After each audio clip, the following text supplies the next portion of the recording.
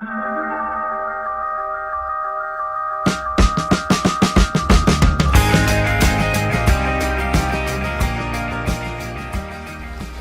hablamos de dos triángulos congruentes, significa que estamos hablando de dos triángulos iguales. Por ejemplo, aquí tenemos el triángulo ABC, que yo ya sé que es congruente al triángulo DEF. Eso se escribe de la siguiente manera. El triángulo ABC es congruente, ese es el símbolo de congruencia, al triángulo DEF. Para saber si dos triángulos son congruentes, tiene que cumplir alguno de los tres criterios de congruencia.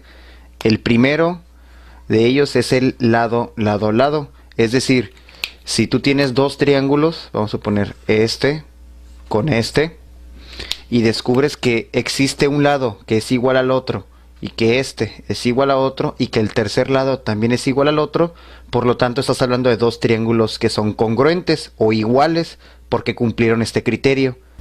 Otro criterio sería el lado, ángulo, lado. Es decir, si tenemos dos triángulos, vamos a poner estos dos, donde un lado es igual a otro y luego este lado es igual a este y el ángulo que está entre estos dos lados también es común, es decir, que vale lo mismo tanto en este triángulo como en este, estamos cumpliendo este criterio y por lo tanto estos dos triángulos son iguales o congruentes por el criterio lado, ángulo, lado.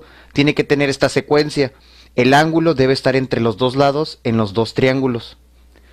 Por último tendremos el ángulo, lado, ángulo, que podemos predecir que va a ser, bueno, primero necesitamos a los triángulos, y si encontramos un ángulo que aparece en el otro triángulo también, y luego un lado que también aparece igual en otro triángulo, y por último un ángulo que también aparece en el otro triángulo, por el criterio ángulo, lado, ángulo, los dos triángulos también serían congruentes o iguales, y te das cuenta que aquí el lado debe estar estrictamente entre los dos ángulos que aparecen en ambos triángulos.